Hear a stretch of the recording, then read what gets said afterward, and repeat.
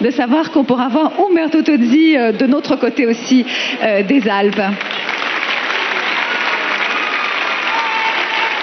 Celle que l'on va découvrir maintenant est une véritable superstar ici. Elle a 27 ans. Elle a 160 disques de platine. Je ne sais pas si vous imaginez ce que ça peut faire. 16 millions d'albums vendus. Elle a conquis le public français cette année avec un Olympia plein à craquer. C'était un véritable triomphe. Et ce soir, elle nous offre un duo exceptionnel avec une star française que vous connaissez bien.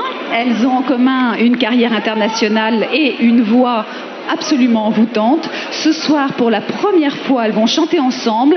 Regardez, frisson garanti. C'est le premier titre de Laura Pausini, celui qui l'a rendu célèbre. Ça s'appelle La Solitudine et elle est en duo avec, vous allez le voir, La Solitudine.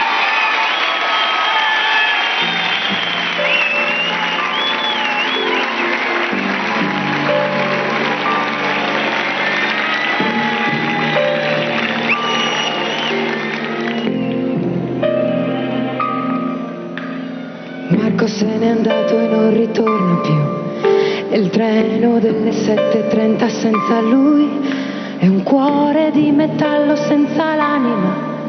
Nel freddo del mattino grigio di città, a scuola il banco è vuoto, Marco è dentro me. È dolce il suo respiro fra i pensieri miei. Distanze enormi sembrano dividerci, ma il cuore batte forte dentro me. Chissà se tu mi penserai, se buoni come parli mai, se ti nascondi come me, sfuggi gli sguardi e te ne stai rinchiuso in camera e non vuoi mangiare, stringi forte a te il cuscino e piangi, non lo sai, quanto altro male ti farà la solitudine.